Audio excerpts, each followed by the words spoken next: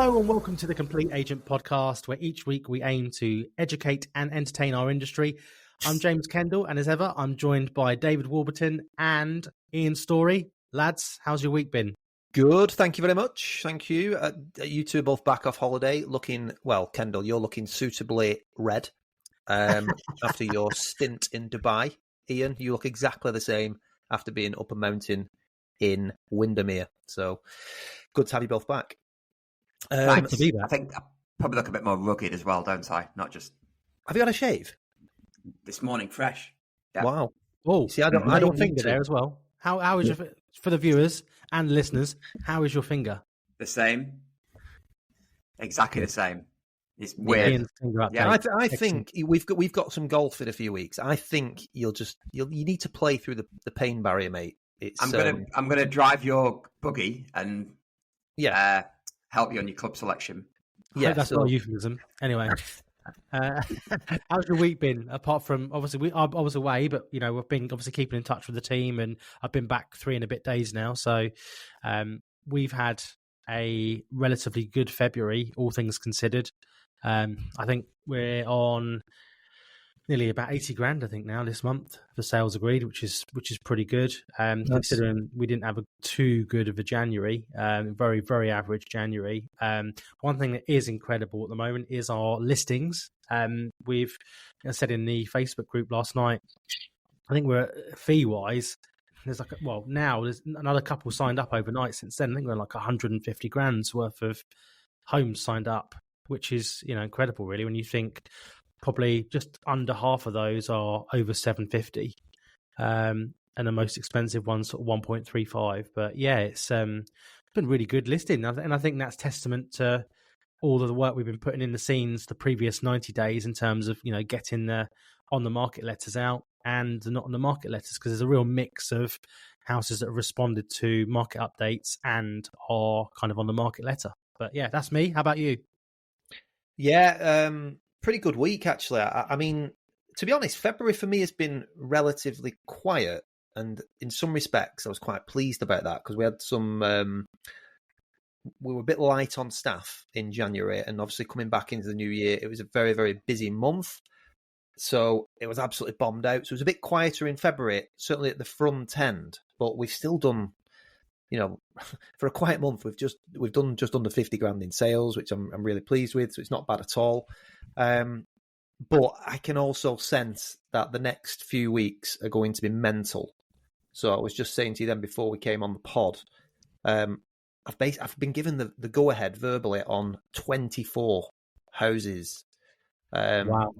And a lot of them are saying, spring's a great time to sell, isn't it, Dave? And I'm thinking, well, yeah, it is. But please can we maybe roll it into summer? Because there's a lot going on here.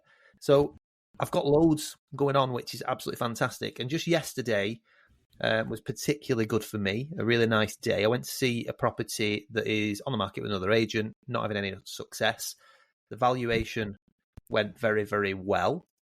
And it's the first time that I've started to charge an upfront marketing fee it's the first time I've really tried it properly. I know, Ian, you've been a big fan of this for some time and encouraging us to do the same. And it was dead easy to do, I'm dead honest with you. So I managed to get the upfront marketing fee there, 2% plus VAT. That's done. And then driving home, I got 2 more instructions. And then last night when I was doing a bit of work at my breakfast bar, I got a WhatsApp from somebody who's on the market with another agent, said I've been recommended, and that's 1.2 million. So great day. Yeah. And interestingly, as people may know, I've got a mid-range brand as well as my sort of higher end brand. But of there's 14 on the higher end brand that I've got ready to sort of waiting in the wings to come on. 9 of those have all come from direct mail letters. Nice. And in particular, there's one yesterday. One yesterday was he's received a not on the market letter. He's received 2 on the market letters. And the only reason that he didn't ring me the first time he received one is because he was in a 20-week contract with his agent. Wow. I know. And then when I saw him yesterday, he just said, look, the 20-week period's up on Monday. That's why I've got you out today. all being well, if everything you talk about is good, then we'll get cracking, because he's obviously looked at what we do. He likes what we do. He just wanted to hear about it firsthand and see what I thought of his house. So yeah, all in all, good month in Feb, and I think it's going to be a busy March. Mm-hmm. About your story? I've had a fairly sort of average week, really, because I think on the podcast last week I mentioned that I had one that I thought might fall through, which was quite a good one at 1.1 million 2%, and that did fall through this week. The buyer pulled out on Monday. You kind of expected that, he might do. So I was sort of expecting it. In fact, we actually took it out of our pipeline. I said to Alex, take it out of the pipeline last week, because I thought it wouldn't, go ahead. Yeah. And then another one fell through as well. 600 grand, 2%. It's a grade 2 listed cottage. So it's lovely. It wasn't a very easy sell. It's lovely, and the owners have done work to it that is against listed building consent. Not an easy one. It's a beautiful property, beautiful location, but it's not that big, and it's got an acre garden. So it's a bit of a quirky one, really. So I'm going to meet with them tomorrow to put them in touch with someone who can help with the work that they should really get sorted before we remarket. Because obviously, if it'll just come up again, anyone getting a listed property will have a survey on it. And then two other good listings, really. One at the weekend, back in the last week at the weekend, a really good 950 2% one in a really desirable village that I wasn't sure if I'd get. And then another one market ready this week at 500. So, steady week for us, really. But I agree, it feels busy, it feels positive. A lot more people talking the market up now when I'm speaking to them in the living room rather than the other way around. And I think it's going to be a great spring, great year. Very interested to see what the spring budget brings next week. Yes, 6 days to go. So keep that in your calendar, guys. March the 6th. So we've had some questions. I put it out in the group each week. No one responded last week, but this week we've had quite a few. So it's good to have some questions to answer before we dive into the next part of our mini-series. So if I come to you first, Ian, Tom McGee has asked, why do you think it's essential? So we're gonna whiz through these in about 60 seconds, hopefully. Why do you think it is essential that high-end properties have twilight photography? I've heard this said a couple of times on the pod and socials, and I'm curious to see if there's any science behind it. So at school, I was really, really bad at science. Really bad at science. I didn't. I think I went to one exam and didn't write anything. I just sat there chewing my pen. So in terms of a scientific answer, I'm definitely the wrong person. Dave's chewing his pen. I'm very much the wrong person to give you a scientific response to that, Tom. However, my answer is that it's not just high-end homes that should have twilight photography. Everything should have twilight photography because it stands out a mile on Rightmove. So we've put on the market 5 new ones this week, 4 or 5 new ones. They've all got a lovely twilight, and I get the email alert through from Rightmove, and you can instantly see our properties versus other agents. They just stand out a mile, and they look warm and they look inviting. So the reason to do it is actually a stat, though, isn't there, as well? Isn't there actually a stat that like? I'm sure there's a stat that Rightmove actually put out that was like twilight photography is you get X amount % more likely to get clicked on if you've got twilight photography. So there's a science bit. Same answer, isn't it? They just stand out more online. And it also makes you stand out as well. So it makes your client happier that, you're worth paying more because you're offering something a bit different. It's another little marginal gain. So the answer is they stand out more. And cool. Just a quick one for me on that. The comments we get from both the general public, because obviously these get released into lots of social media groups, they absolutely love them. So you people who are your future sellers are seeing these and really like them. But vendors as well, they just love them. They absolutely love them. And it's another layer to your offering, like you said, marginal gains. You just go in the extra mile and it helps you command that higher fee as well. So next one then, Dave Gibbons has asked, when valuing a home for market, what's the target for listing price? I personally aim to list between 5 to 10% below what I believe market value is, where possible, giving the listing maximum attention with offers over. So do you want to take that one, Dave?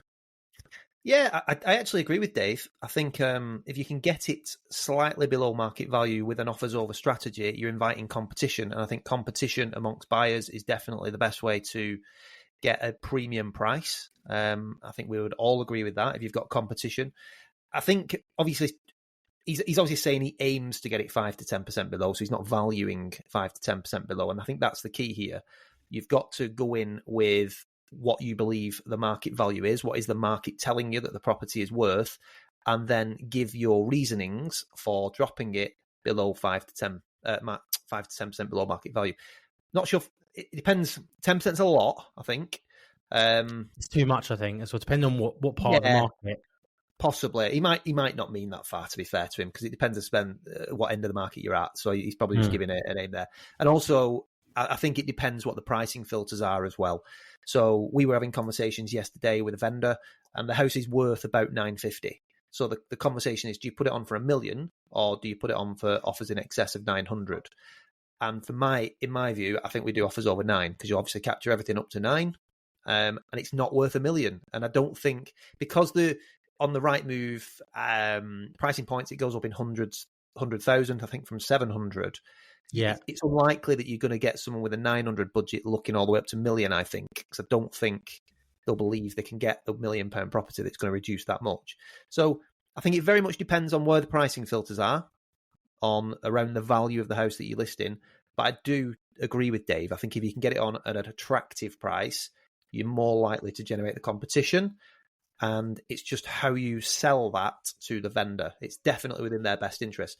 I've also got the view that if it's worth it, it'll definitely get it. And if it doesn't get it, then it was never worth what you were potentially going to ask. So you won't have wasted that much time. And that's kind of what one thing I do want to say though on that is I do feel like, because I am team price band. So I think, if a house is, I don't see the point in putting a house on at, I don't know, 789,995 when you can put it on at 800.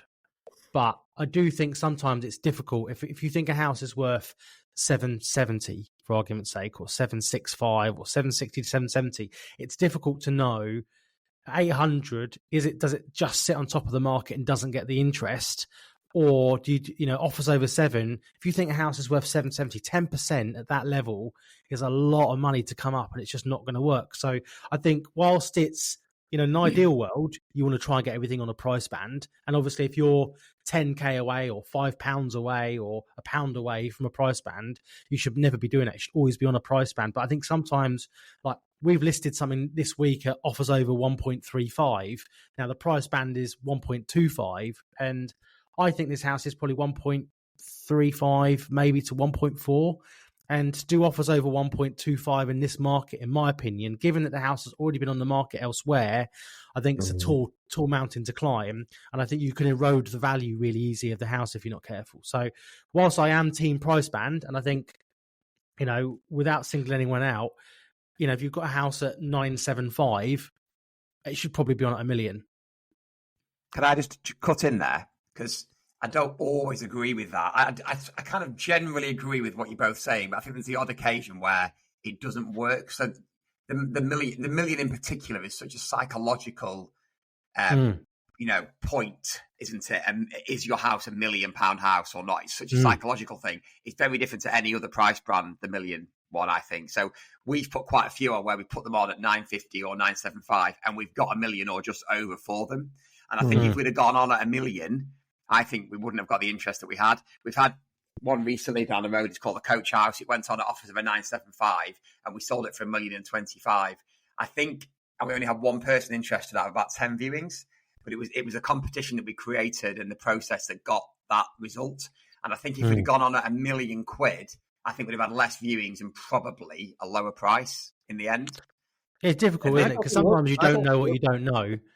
But I do think sometimes, there's arguments for both. But one thing there is no excuse for in 2024 is putting a house on the market at 999, 999, or 445, 992, 300.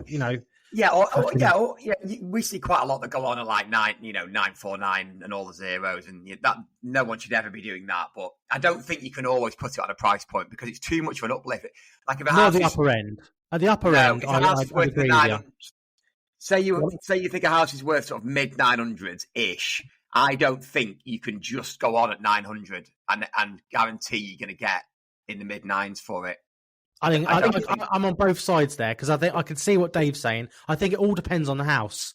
If you've got an absolute, and I'll use a northern term here, if you've got an absolute belter of a house that you know is going to go, and I know I'm talking your language here because we're both nodding and smiling at me, but if it's mint and it's a belter and you know that there's going to be loads of interest, it's got the sexy kitchen, the bifolds, the plot, and you know there's going to be people all over it, then it's that maybe one of those situations where you can do 20 viewings and get that sort of money. But do you know what my opinion is? Sorry, James. Go on. That's right. You talk. Look, for me, it's about getting them in. And then, to be honest, I think it's your ability to then negotiate. To say that you can't get them to a certain level. I'm going to agree to disagree with you there. I get that, but you can only negotiate with who inquires. Yeah, and if the right people don't inquire because it's on at the wrong price, then you're never going to be able to negotiate with the people that have got the money. I disagree. But on the flip side, if you price it right and it's the right house, I still think you'll get those inquiries. So anyway, listen, a 60-second question's turned into a 5-minute rant. Damn you, Dave Gibbons, damn you. What have you done? Right, so next one on the list, probably one we can all answer between us quickly. Chris England has said, what are the first steps you would take in a property business that wants to start making changes to improve service and fee, i.e. what are 5 to 10 quick wins that can turbocharge a property business? So if we do 2 or 3 each really quickly, you guys go first and then I'll jump in afterwards, unless you want me to jump in if you can't think of anything off the top. I'll go in first, then, in case you can't think of any other ideas. So we've already been through this really on the pod, I think in our mini-series. But one of the first things I would do is sort out your marketing. So make sure your marketing is shit hot across make sure everything. You can speak as well. That's always a good tip. So every single property, presented the same way to the highest possible standards. That's the first thing I'd do. The second thing I would do is sort yourself out on social media. I would get yourself out there on social media, your face all over the place, talking, videos, advice. So I do excellent quality marketing and social media are my first 2 things that I would do to transform your property business. Dave? Yeah. I agree with both of those, and I think the biggest thing for me would become an authority in your area. Mm-hmm. Make sure you have an opinion. Make sure you're adding value wherever that is. So social media obviously is massive, and we've spoken about it a lot. But I like to get involved in local community groups every now and again, giving an opinion. And I think that updating the market on what's happening is extremely important. And of course, that leads to direct mail. And I'll never apologise for talking about direct mail because it is just so successful for all 3 of us. And it gets you in the right homes and it shows you to be an authority. So I would say use your knowledge, become an authority in your area, and use your marketing mix to spread the word. Yeah. And to be honest, I don't think there's much more I can add. One thing I was going to say is, just to double down on what you were going to say, Dave, about direct mail, is that you need a lead generation strategy, because if your lead generation strategy is a referral and recommendation strategy, which a lot of people wear as a badge of honor, 90% of our referrals and 90% of our business is recommendations and referrals. Well, if no one's recommending or referring you, you've got no business. And it's a lot harder to upscale and level up your business if you're waiting for people to give you a call. Whereas if you've got lead generation strategies in place and you've got 4, 5, 6, 7, 8, 9, 10 valuations to go to a week, you can afford to pick and choose and not be afraid to lose things. And it obviously gives you real opportunity to grow and scale the business, which is something that we've all got really serious about in the last sort of 12 to 24 months. And I think that's really obvious. And one thing I would just say as well is that, guys, if you're looking for that silver bullet, the one thing that's going to change your business overnight, just know that there isn't one. The silver bullet is being relentlessly consistent over time and making small marginal gains on a daily basis that will compound over time. There's no piece of software that you're going to buy and immediately in 24 hours be influxed with instruction. There's jokers out there that email you every week and say, can you handle 50 valuations? Piss off, because it's not true. There is no shortcuts in this game. It is literally graft and be worth the fees that you want to charge as well. So they're my 2 pence. Those jokers who are sending you emails telling you they can give you 30 valuations a week, if they are doing that, they're all a load of shit at the bottom end. They're not what you really want. Yeah, exactly that. So then that leads on to the next one really quickly. I'm just conscious that we're rattling through these questions, and it kind of goes into Lydia Adams's question, which I'd just like to answer really quickly, and you guys can add into. Her question is, if you really wanted to dominate a local area, what would you do? Really want to zone in on my local area. If you've got tips and strategies, I'm open ears, and I have a few ideas, but I'm open to more.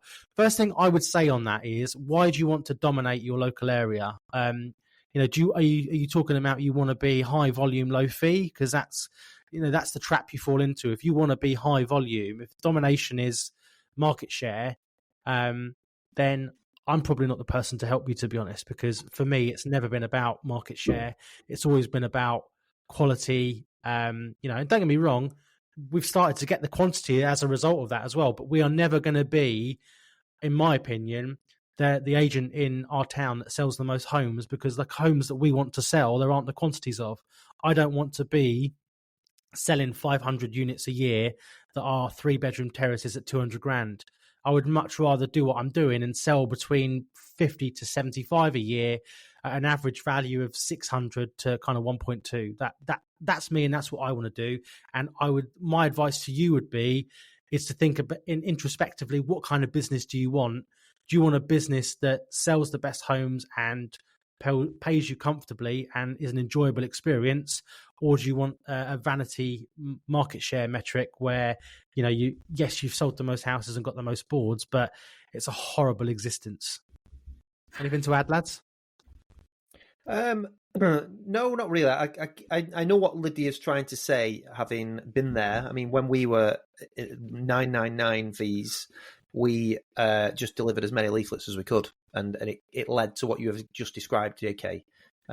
So I would say, Lydia, for me, there's probably, I can understand why you want to be more focused in your local area, but I think realistically, if you want to dominate sort of the higher end market, or mid to higher end market from a certain value, then you probably need to broaden your horizon a little bit. And again, I'm going to say it, one of the best ways to do that is to just keep writing to people that you want to represent. So I think, honestly, it's not, listen, this job is not easy. It's if it was, then everybody would be doing it. But I think a lot of the strategies that you can adopt to do exactly what you're looking to do are easier than people think. It's just that they're looking for, as James said, that silver bullet, which doesn't exist. You've just got to be really consistent, and that old cliche, trust the process. Right, cool. And then 2 more questions, guys. We need to rattle these off really quickly, then we can get into what we're doing, because I'm conscious we're 20 minutes in. I know this is all good stuff and people are going to be enjoying this, but I'm really conscious that we want to really nail the next of our mini-series.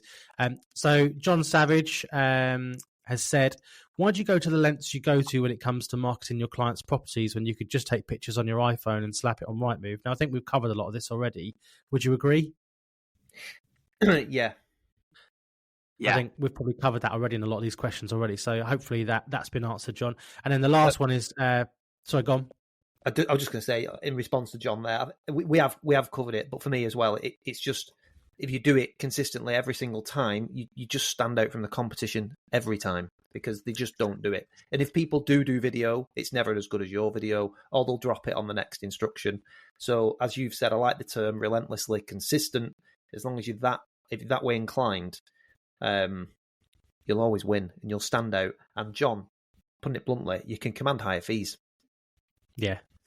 Cool. And then Rich has said, why can't everyone become an estate agent? It looks so easy. I think that's probably born out of conversation that me and him had. And we've had conversations around sort of partner agency recently. And I think a lot of people think that it's really easy to be really easy to be an estate agent. And there are, without naming names and shaming people, there are a lot of land grabs out there at the moment with various partner agencies that are literally taking everyone and their postman on to be an estate agent. And I think having taken people on previous, I mean, don't get me wrong, Rich, he wasn't an agent before he started working with me. He'd worked in banking, he'd built his own house, so he had a good grounding, but he put the hard yards in and learned really hard lessons over the first 12 months on how he was shocked how difficult it was to do what we do.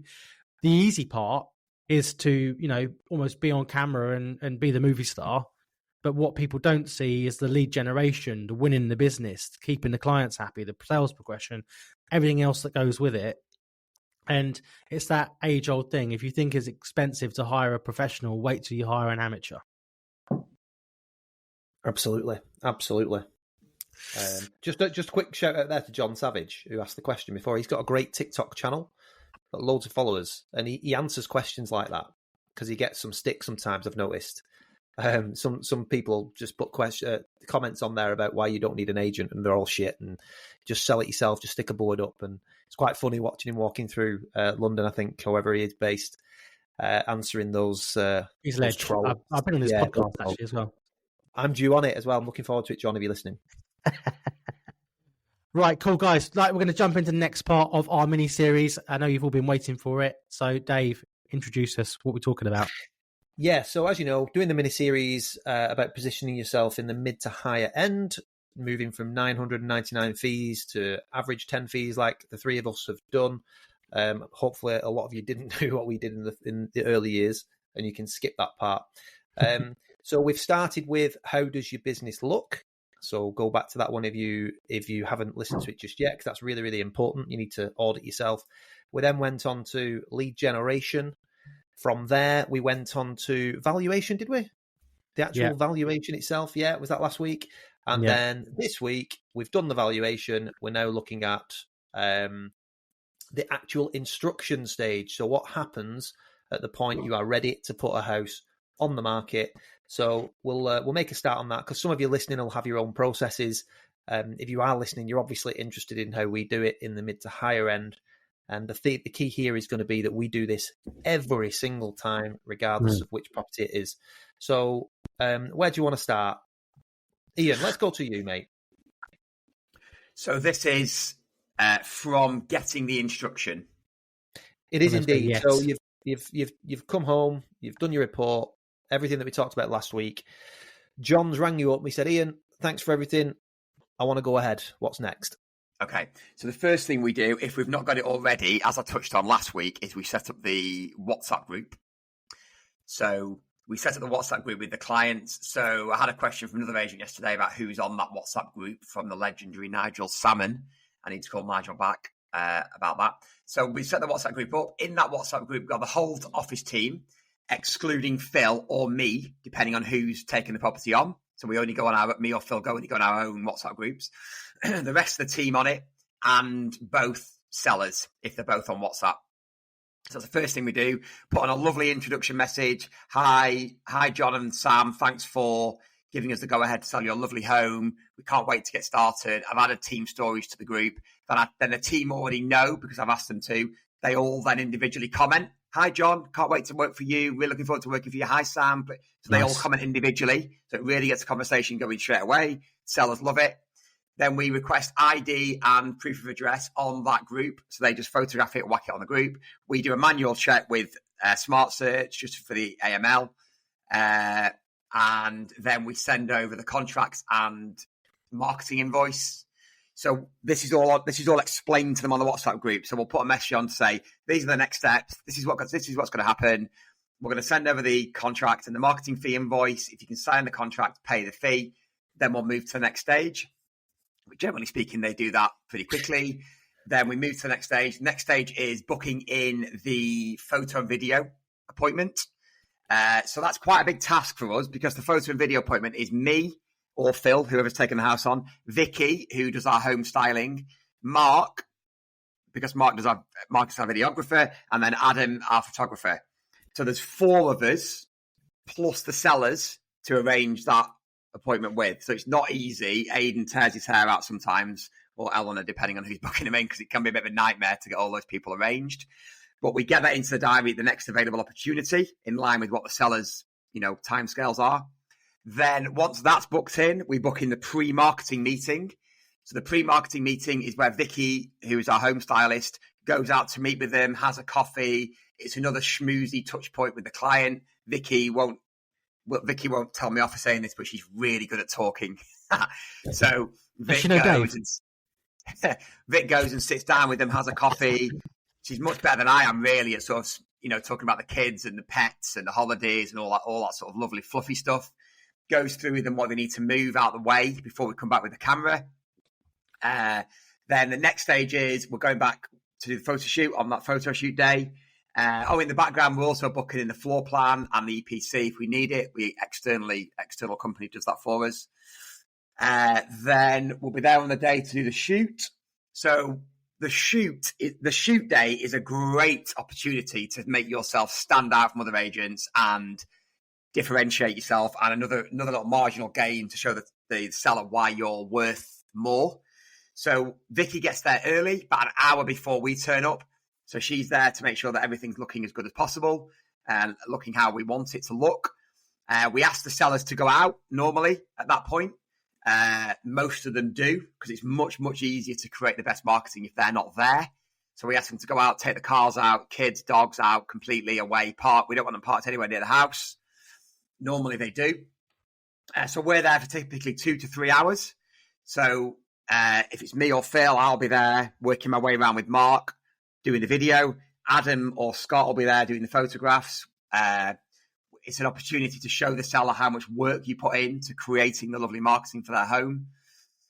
Typically, Mark and Phil are the last people there because the photographs take less time than the video. And then we skedaddle. We also say to the seller that we will go back if the weather's shit. So if the weather's not very good, we'll do what we can on the day. But if we have to go back for better weather, we will do to make sure the marketing is as good as possible. So we come away from that shoot. In the background, then the photos, we select the photos that we want editing by the photographer. The video is being edited in the background as well. We're putting in a date for the launch. We launch all of our new homes on a Wednesday night, Thursday morning, as per the marketing plan. So we're sort of back planning when we're going to launch to have everything ready in time. And then we do, as well on the marketing day, we do a reel for Instagram, YouTube Shorts, and Facebook. And we've started doing our followers on Facebook in the last 28 days have gone up by 350. We've had 350 followers in the last 28 days. And I think it's partly or mainly because of these reels that we're doing now, where there's me or Phil leading you around the house and they're quite fun and quick. So we do that reel on the day as well. That goes out onto socials with the vendor's approval. And then we launch it onto the market. Lovely. JK, I think obviously we all share a lot of the same things here. So it'll probably be best if we drill down on some of the stuff that I think is important there that's possibly different to a lot of what people do. But out of what Ian's just gone through there, is there anything slightly different that you do?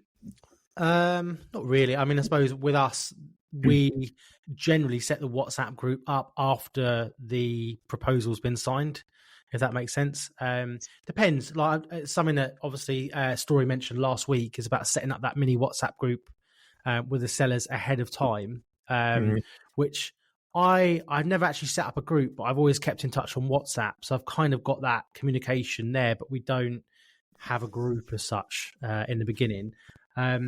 But what I suppose what is different, I've set up on Better Proposals that we use is rather than asking for the IDs in the WhatsApp group, our autoresponder on Better Proposals sends an once they've signed the proposal, it sends an auto response email to them asking them for their IDs and stuff for AML. So, and I've got an email address set up through G Suite called onboarding@ James Kendall, and which goes basically to the admin team in the office. and then they then run the AML checks. So if someone signs a contract at 8:00 at night, when they come in the morning, normally people have sent their IDs back on the same night, and then it's just another part of the process. It's a little bit slightly different. The one thing, mate, can I ask a question on that? So obviously, as you know, we use Better Proposals as well, but we do our e-signing on Signable. So there's a manual step there.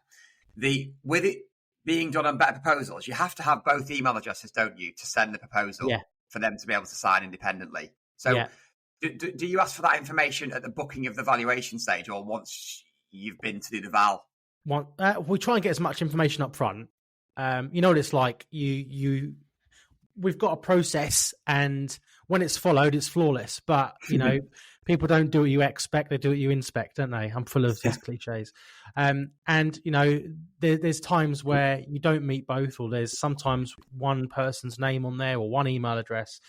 But when you're in the appointment and you know that you've got to get both signatures, then you get both names and then both email addresses, and then you send it over to both. And then it goes back to both, and then they ping it in. And I just find it's one step removed. There's no, once they've signed that, it's done then. And they, normally you come back in, or if it's during the day, they'll automatically send, because I'm more than happy to share it, the list of what you need from part A and part B.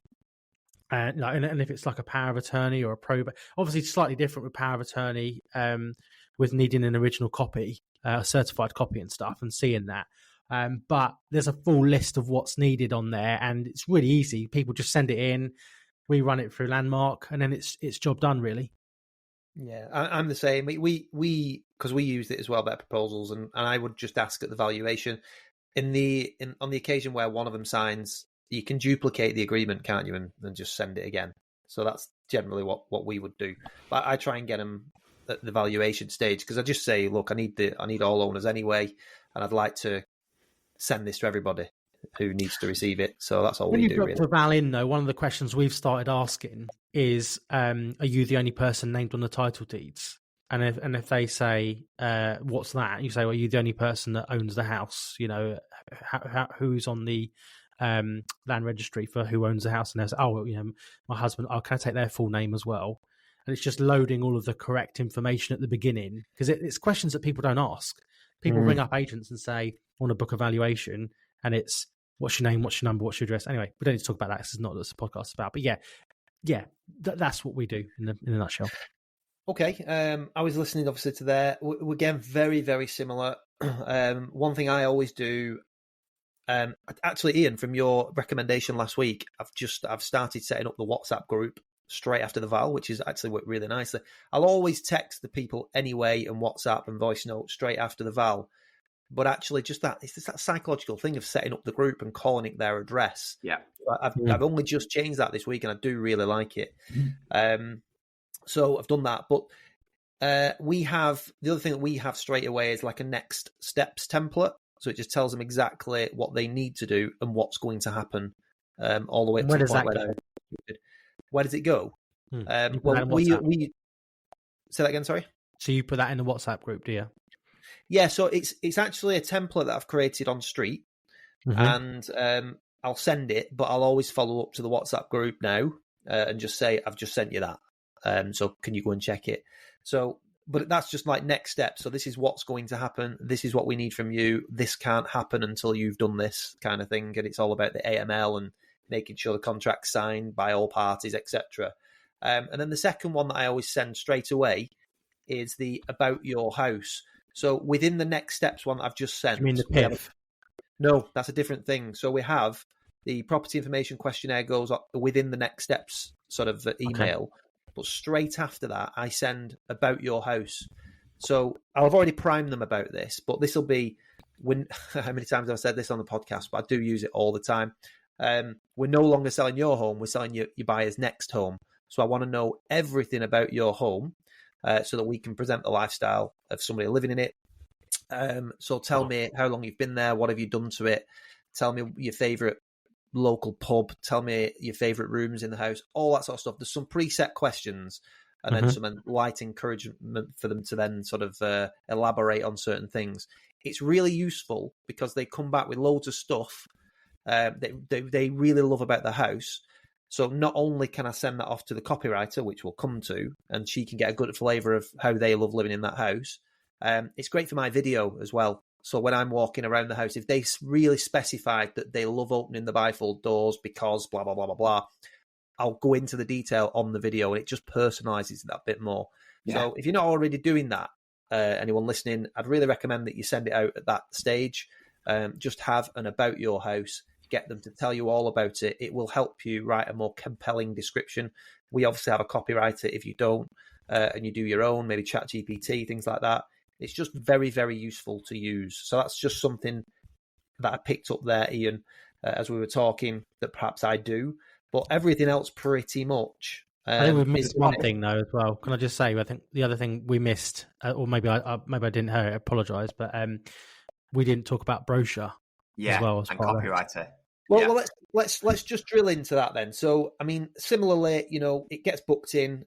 Our home stylist goes out and has an appointment with the family and decides what props they're going to need to take, because that's another big thing, Ian. It's not just a home styling appointment. I think what people might not understand is, we've got a room full of props, and things like we've got every size of not rugby players, James.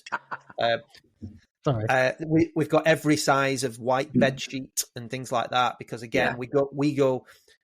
Do you know what? Let's zone in on this, because two things that I really say to clients is two of the most important things that we offer are the initial home styling appointment and subsequent home styling setup, because guess what? You're no longer selling your home, you're selling your buyer's next home. I've said it again.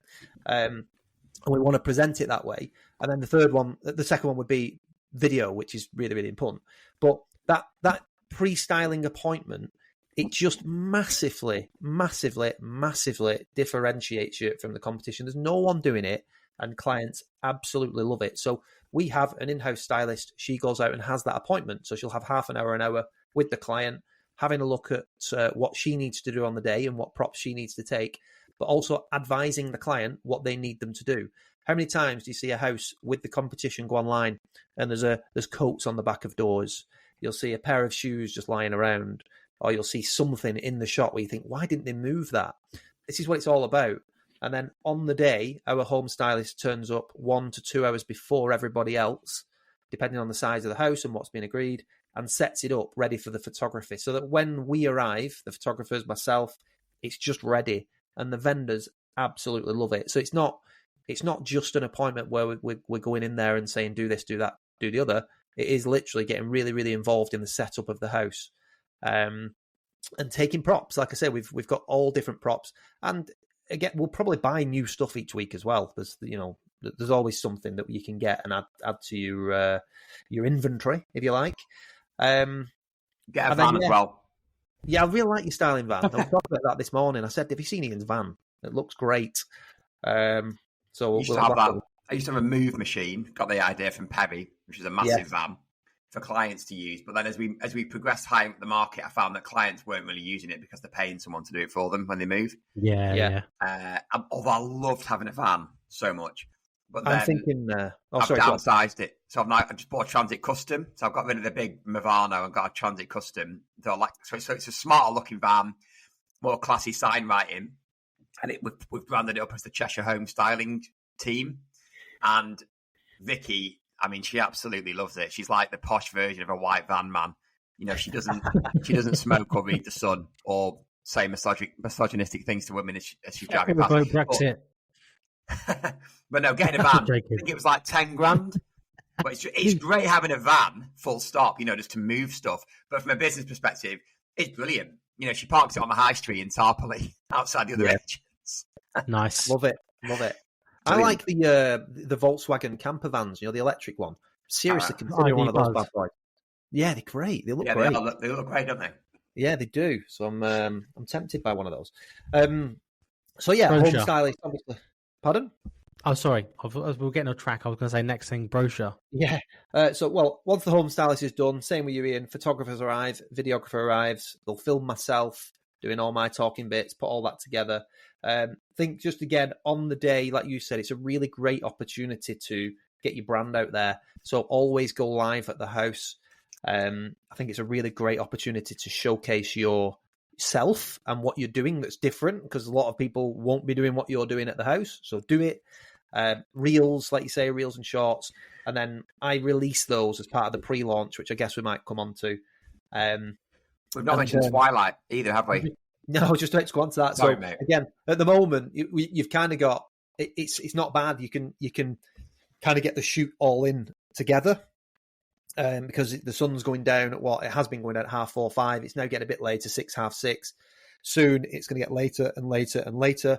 And spring and summer is where you can really steal a march on your competition, because you'll start seeing all the fake ones, which look terrible. But we don't do that. I know all three of us don't do that. I'm regularly in gardens throughout summer at 10:30 at night, doing a live. Yeah, I mean, not just anyone's garden. I'm not just in anyone's garden at 10:30. Look, if you look out your window, I'm not in your garden, all right? Yeah. Gary Neville's robbed my house. Can you imagine? That's that guy off Sky Sports. What's he doing in my back garden? So Twilight photography, it's really, really important. And again, vendors love it. We've covered it a little bit in the Q&A, but we always go back and get a Twilight regardless of what time the sun is going down. It's a game changer if you're not already doing them.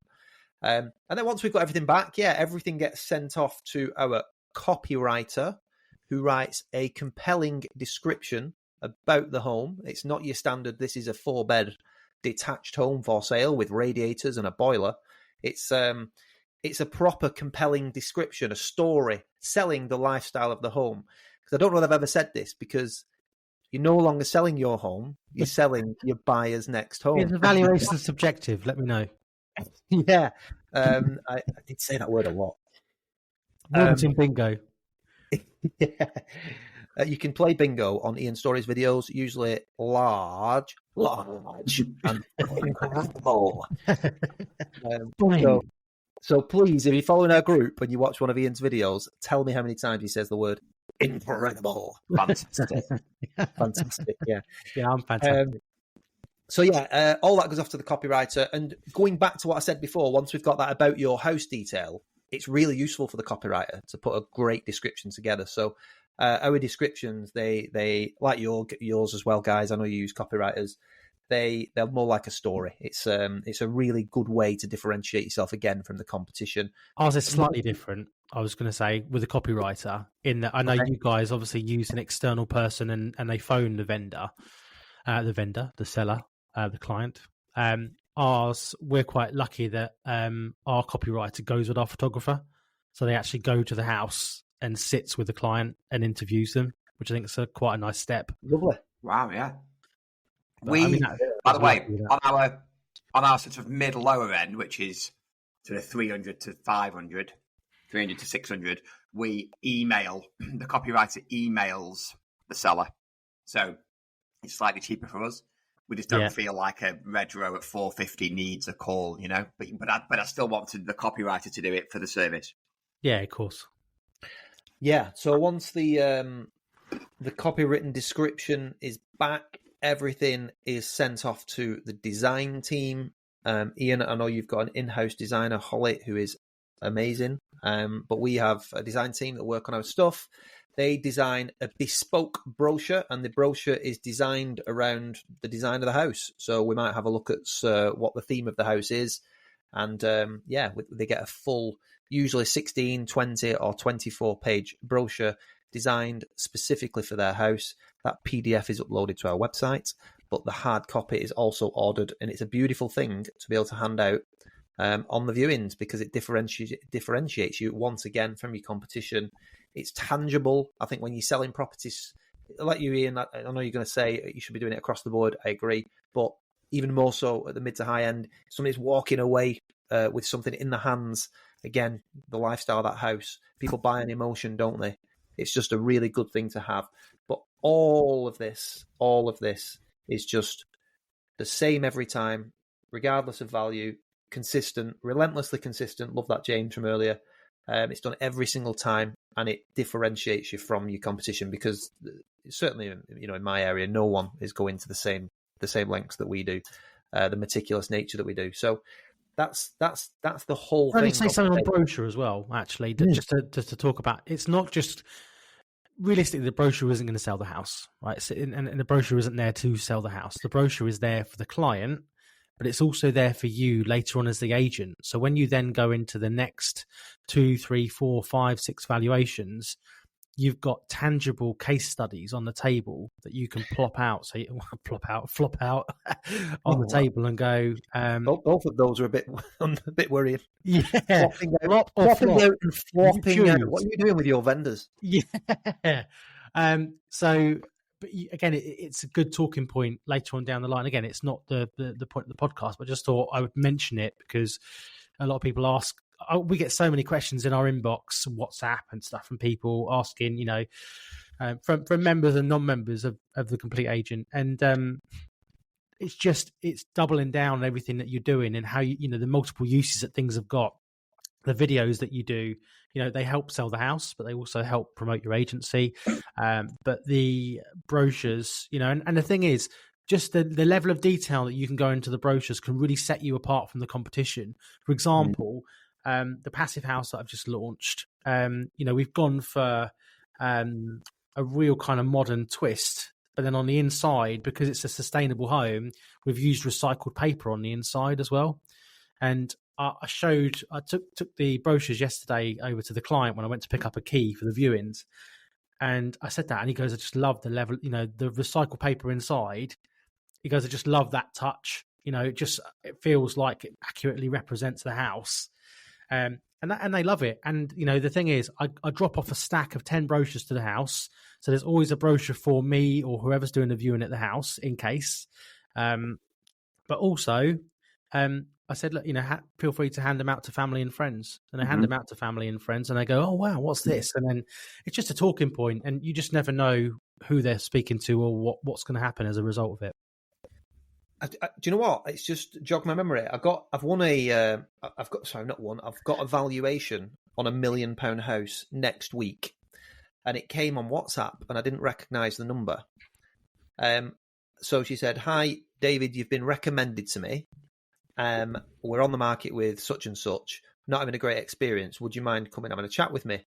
So I texted back saying, hi, yeah, great. Thanks for getting in touch. Do you mind if I ask who recommended me just so I can thank them? And she gave me the name. And I thought, I don't know who that is. So I looked her up on the system, the person that had recommended me, and it was a valuation that I'd lost. Brilliant. It was a valuation that I'd lost at the lower end of the market. They'd gone on with someone else. And the reason they went on with someone else is they actually felt that everything we did was too much for their house. Yeah. And her house, her friend's house, is worth $1 million. So she said, give Dave a ring. Their attention to detail is the best I've seen. That's excellent. We've had that a few times. That's excellent brand positioning, that, mate. Yeah, absolutely. And they'd actually seen a house that we were marketing. They'd taken a brochure away. She said, I love the brochures and I love the attention to detail they'll go to. Definitely speak to Dave. And I thought, he's amazing. I've met him once. I didn't win it. And it's just left that lasting impression. So going the extra mile definitely does help. 100%. 100%. So what's next? So we've done video, we've done brochure, we've done copywriting. Anything else to go over? I think, go on, Ian, sorry. Well, I was just going to say, we have a day that we launch all of our properties on. Yeah, sorry, I've written that down. Talk to me about that. It's part of your 16 step, isn't it? It is, yeah. So Thursday was the busiest day of the week when we wrote the marketing plan. Thursday was the busiest day of the week on Rightmove for traffic. Mm-hmm. So we have a day that we launch, and it's as much about differentiating yourself with the seller than it is about anything else. You've got a plan. And it also helps, to a degree, it helps in the office because, say, we launched 4 houses on Wednesday of this week. Oh, sorry, that was yesterday, wasn't it? It's Thursday today. So we launched 4 houses yesterday. We know in the office that Thursday morning, Thursday early afternoon is going to be quite busy. Mm-hmm. So we'll try and make sure that we're sort of well staffed up in the office to cope with the inquiries that are coming in. But the main thing is it just shows it's another way of differentiating yourself to the seller. And quite often I'll sit and obviously because we send out the marketing plan in the PLP, in the pre-listing pack, a lot of them read it. And when you get to that point in the marketing plan, when you're talking them through it, they'll say, as far as I say, well, we launch all of our homes to the market on a set day each week. And I'd say it that way on purpose because quite often they'll go, oh, it's a Thursday, isn't it? Thursdays. And it really engages them in a conversation and makes them think. So I would recommend putting a day into your plan that you can justify each week for your launches because that really sets you apart as well. Yeah, I really like it, mate. Like I say, I think it's just having that plan and strategy that vendors will like, particularly as well if you go into people that are on the market already with another agent and they've never had one. So I do really and like that. Call it something else if you want. Like do it on a Monday and call it your fresh start to the week launch strategy, or I don't know. Yeah, call it something. Just write it down and give them something else to differentiate you. Okay, so yeah, I think we've covered most of what happens then in terms of like this is you've given us the instruction. What happens next? We've done everything. I guess the next stage would be to launch the actual house, but I think we should probably do we cover that in another pod? Launch the house and then the management of that client altogether. Yeah, another pod. It probably is the next one, week. really, isn't it? Yeah, because there's obviously, it's not just a case of stick it on Rightmove and Zoopla and hope for the best. It certainly shouldn't be. There is a proper pre-launch and launch strategy to every home that we do.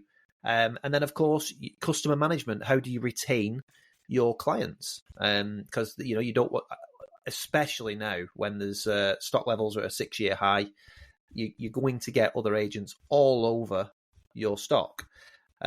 I take pleasure actually in telling my new instructions that they're going to get several letters from competing agents if they're going to be on the market for 8, 12, 16 weeks. Because again, the stuff, particularly at the mid to higher end, doesn't always sell overnight. Sometimes it needs a prolonged period of time on the market, particularly if we go right back to that debate we had in terms of pricing. If you're testing a price out, it may be that it needs tweaking a bit further down the line. But I like to say to clients, you should never, ever need to change your estate agent. As long as the marketing is right from day one. And this goes back to all that we spoke about today. Because I say to people, there's 3 things that we can control. One is the marketing of your home, the quality of the marketing, the exposure that your marketing receives, and the communication between me and you. And beyond that, the market is outside of all of our control. And if you get all of this right, I always say to my clients, you will not be able to turn around to me in 3, 4, 5, 6 months' time and say it's because your marketing's poor. Because I promise you, it won't be. It's going to be amazing. We're going to expose you in all the right areas, and I'm going to be constantly communicating with you and updating you on the market conditions. So those 3 things, as long as you're ticking all those boxes, there's not much more you can do, and you shouldn't be losing your clients. But it's how you communicate with those clients, which I think will need to have a full pod on almost, along with that launch strategy. What do you think, fellas? I'm just concerned that we're 58 minutes in nearly and we haven't mentioned Gatesy yet. I know. And do you know what? There was a really good opportune moment to mention Simon Gates when we need a stat about twilight photography. So he's already, when he starts listening to this, he'll be rummaging around looking for that stat. I know he will. I have got a good stat though, because I was having a good chat with him earlier on in the week. And I think it's more relevant to probably the pod next week, but I think it's nice to a little nugget to drop in now. So what do you think the stat is for a percentage of homes that sell more than 10% below the asking price in this year? Or in 2023, sorry. In 2023, what percentage of homes do you think sold for less than 10% below the asking price? Below less than 10%. Oh, this is nationally in the UK. I bet it's low. That for more than 10% below the asking price. Do you mean? You must mean more than 10% below the asking price. Yeah. Well, I bet it's high. But given that sort of what is it over just under 50% rather of houses sold last year, it's got to be. I would say late 80s. Well, 80%. Yeah. No, it's not that. So 1 in 6. 1 in 5 sold for more than 10% below the asking price. Yeah, that's still high. That is high. 20%. That's 1 in 5. 1 in 5 houses of sales agreed is sold for 10% below the asking price. Yeah, that's shocking, isn't it? And so I did the stats in our office, and how many in 2023 do you think we agreed in 2023 that was below 10% below the asking price? None. Dave? Yeah, I'd say none. That's why I was Correct. so surprised at that figure. Good. That's why I mean, that is, worrying. That's why I said the figure that I did, because I think that you shouldn't. You know what? There was one that we sold in 2022 that went for 89% of the asking price because there was a delay with a probate in the chain, and it took us. So the sale was agreed in, I think it was July 2022, right at the peak of the market, and it pushed the sale back into the kind of trust and Kwarteng fiasco interest rates, and people had to reapply for their mortgage offer, and it just literally fucked the whole chain basically in terms of like prices agreed. But other than that, no, I mean, our average across the board, I mean, it ranges because obviously when you deal with the upper end, sometimes you can be spanked on like the prices that are agreed, because sometimes you do test the market at 1.75 rather than 1.5, and have to come down, and it does affect your figures. But generally we're about, I think our stats are 99.63%, and which is still, I think, 1.7% more than the average in the area. I've got 2 Gatesy stats to finish on if you want. Go on then. Updating photos and description every 2 weeks increases the detailed views on Rightmove by 10%. So that's quite interesting. Again, that'll come into a bit of vendor management next week. Yeah. And then this one, going right back to the beginning of our pod, which will probably cause a bit of debate again, but properties priced on the right band get 11% more detailed views compared to those that aren't. Interesting. So there you go. Right. Just before you move on, priced on the right band or on a band? A price band. Right, price band. I'm reading his message. Why are you doing this to me? Putting me on the spot. You know he's not on the podcast, so I can't. Did you know that also 78% of stats in the property industry are completely made up? Yeah. What's the Anchorman quote? 99% of the time. Well, 60% of the time, it works every time. Sex Panther. So good. It's so good. That doesn't make sense. Well, it would be good Anchorman style. Could you imagine if all the estate agents got into like the park, like they do Anchorman, and had a massive Royal Rumble? Oh, yeah, that would be good. That would be quite good locally. Anyway, I just like to have a Ron Burgundy mustache, but I can't even grow. You'd like to have a beard. So would I, mate. To be fair, but look, been growing this for 38 years, and it's not really worked. Worked, as you say up there. Mine generally just comes off in the wash. It's terrible. We'll talk about it, yeah. Anyway, it's gone rapidly downhill after 58 minutes. So tired. So no, I think it's probably a good place to call it. Is anything else to add for anyone? I think it's been a really good one this week. I've really enjoyed it again, as usual. Yeah, absolutely. Thanks for the questions, guys. As always, if you need help, advice, get in touch. thecompleteagent.co.uk. Go on, join the Facebook group. Join the Facebook group. Yes. How many members are we on now, Ian? Nearly 200. 200. Yeah. Fantastic. Yes. And it's like I say, we obviously put stuff in there quite regularly, but we've got some really good members who ask good questions and contribute nicely. So it's a great group of like-minded agents, people wanting to do better. So if you want to come and get in there, please. We've also got a growing band, haven't we, of paying clients now who are in our Complete Agent members group, and we're booking in our first mastermind, aren't we, in June in Birmingham? Yeah. So that's where we're all going to be there for a full day, face-to-face, get together. We'll put on some lunch, and then we're going to be doing that every quarter as part of the membership. So I'm really looking forward to that, chaps. And we also have a monthly Zoom, which I think is really valuable for us and the members, which is a good opportunity for everybody to ask questions, get things off the chest, get ideas, etc. It's really good, really good. It's a great community of agents, and I'm really enjoying being a part of it. Perfect. Right. Well, lads, it's been an absolute pleasure. And thank you for everyone for listening and continuing to listen. Please do share with other people, rate, subscribe, tell your gran, and we will see you next week. Cheers, fellas. Thanks, chaps.